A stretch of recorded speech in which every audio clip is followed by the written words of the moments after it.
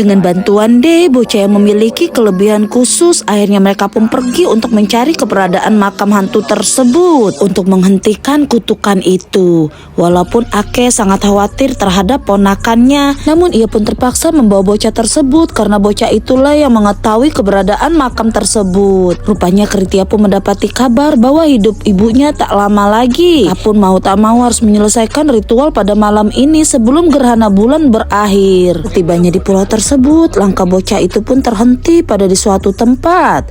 Mereka pun akhirnya mengikuti kemana dia pergi. Di sanalah akhirnya mereka pun menemukan sebuah kuil yang sudah lama tak pernah berpenghuni. Di dalam kuil itulah akhirnya mereka pun menemukan petunjuk di mana keberadaan makam itu. Lalu kemudian pandangan bocah itu pun menuju kepada sebuah lukisan yang ada di depannya. Sontak membuat Ake dan kedua temannya pun sangat terkejut melihat lukisan tersebut karena lukisan itu sama persis dengan yang dimiliki oleh keluarga Kritia di rumahnya. Anehnya di sana bocah itu pun berkata bahwa ialah yang melukis lukisan tersebut. Namun anehnya dia pun berkata bahwa ia adalah Jun yang melukis lukisan tersebut sambil menuju gambar wanita yang di dalamnya, di mana wanita tersebut adalah Awen, adiknya. Ia berkata bahwa gadis tersebut terlahir cacat. Semua orang takut kepadanya termasuk keluarganya dan menyebutnya pembawa sial. Namun pada suatu hari pada saat Awen membela dirinya, ternyata sang adik pun memiliki kekuatan yang selama ini tersimpan yang tak pernah diketahui. Namun saat Awen menggunakan kekuatan itu dengan penuh amarah,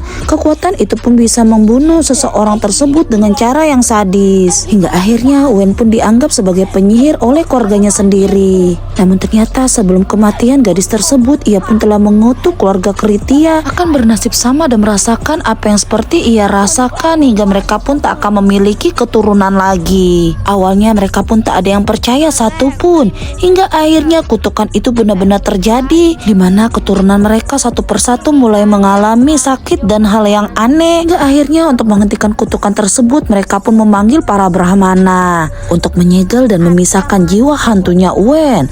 Awalnya semua itu pun berhasil, hingga setelah 170 tahun lamanya, rupanya kutukan itu kembali terjadi lagi, di mana tanpa sengaja yang diceritakan di part sebelumnya, segel itu pun telah terbuka. Setelah kematian adiknya, Jun pun memilih untuk mengabdi sebagai biksu dan membangun sebuah pagoda untuk menandai makamnya Awen.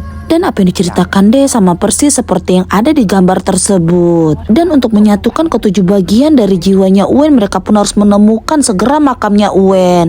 Wah, bagaimana kelanjutannya guys? Akankah mereka berhasil menemukan keberadaan makamnya Awen?